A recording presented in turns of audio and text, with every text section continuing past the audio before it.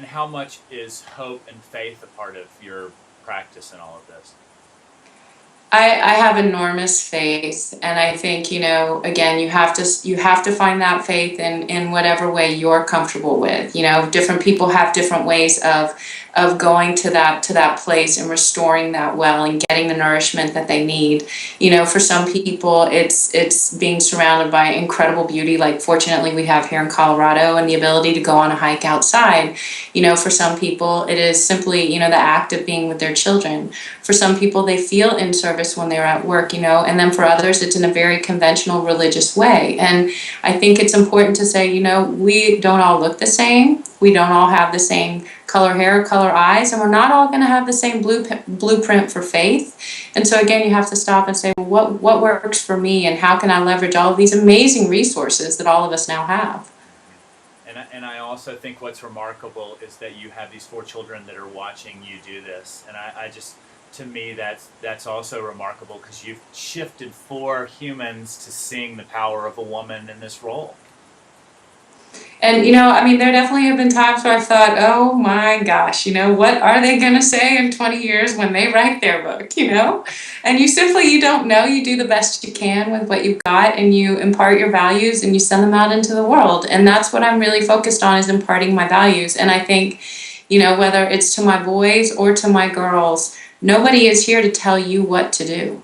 Nobody can do what you need to do. And you've got to leverage what you are uniquely good at and find something that you're passionate about. And when you leverage those 2 things together, you can affect remarkable change. Whether you want to be a football player in the NFL or a scientist, reforming the food agricultural policy at the USDA, there are so many ways to leverage what you are good at with what you're passionate about.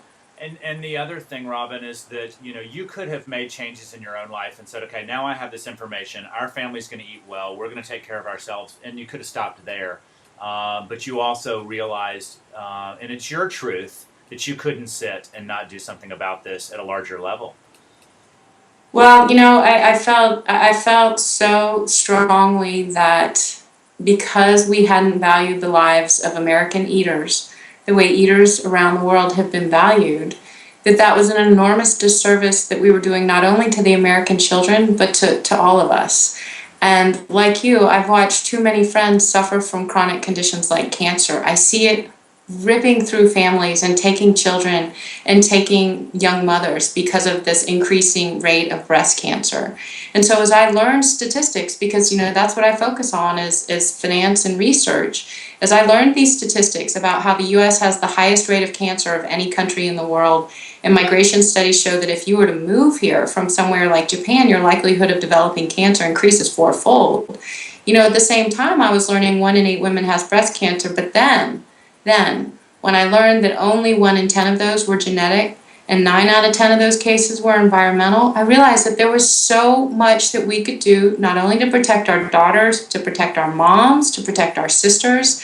And that was information that I couldn't sit on. I couldn't sit. Yeah.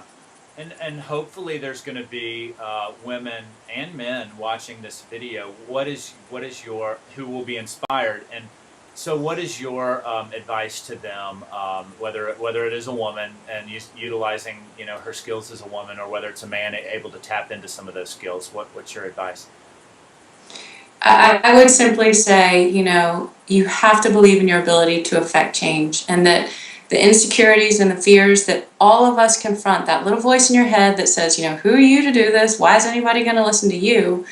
Those fears and those insecurities are going to teach you some of your most important lessons. In my insecurities, I have learned true friendship. I have learned compassion. I have learned perseverance. I have learned hope. And I think about the years that I spent 20 years ago running from those insecurities, not realizing that they were there to serve a very important purpose. Thank you. This has been a wonderful conversation.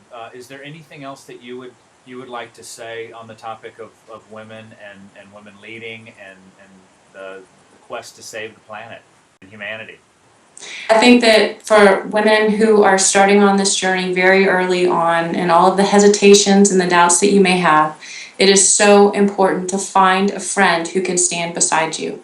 And that friend can be another woman. It can be an incredible, remarkable man. It can be a spouse. It can be a mentor. But find that person to sort of be the scaffolding around you when you get wobbly and you think you're going to fall down, because those stages happen. And it's so important to have that person beside you.